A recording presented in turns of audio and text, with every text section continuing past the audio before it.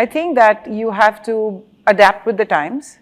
It's a very powerful medium of speaking to people, and it gives everybody a voice. Of course, it has, there are a lot of challenges and there are a lot of drawbacks to social media, nameless voices, creating chaos in people's lives.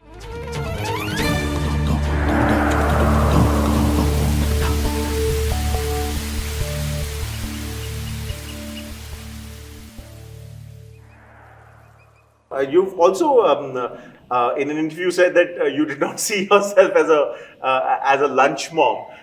You also talked about something much more serious, which was, of course, the fact that you'd begun to feel a void. Yes. Which sort of led you to put pen to paper, so to speak. Yeah, you know what happened? I think somewhere between the first child and the second child, I began to actually feel very low. And I'm not given to feeling low easily. And at that time, mental health wasn't being discussed very openly.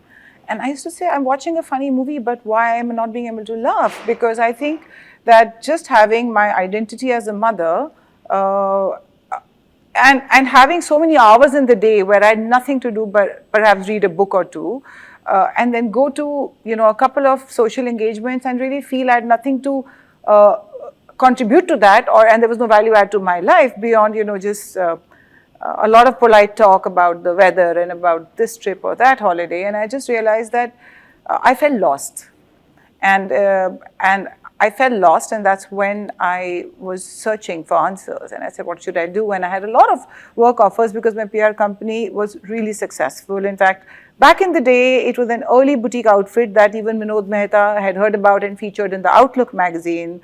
Right.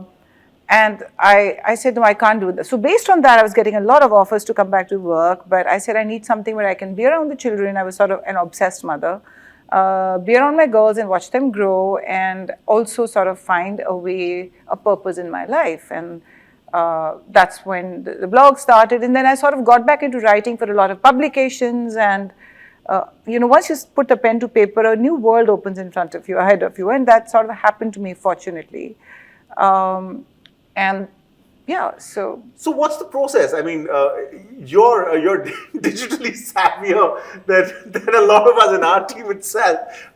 Technology didn't seem to phase you. It does seem to phase a lot of people who have had to adapt to the world of social media. But your analogy is more of the fish in the water kind. And, it is. My kids call me a Luddite because they're like, "Oh, mom, you don't know anything." But growing around teenagers, my husband feels left out because we are two girls. I have two daughters and we are three girls. I'm speaking as though I'm his third daughter.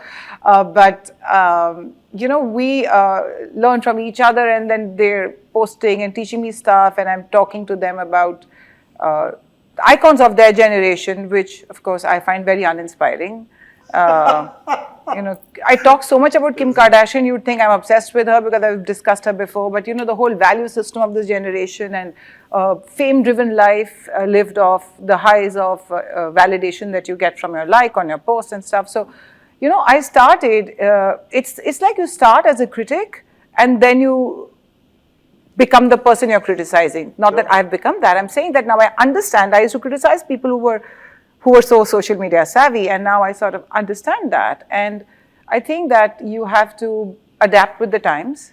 It's a very powerful medium of speaking to people, and it gives everybody a voice. Of course, it has, there are a lot of challenges and there are a lot of drawbacks to social media, nameless voices, creating chaos in people's lives and creating, I also think, riots.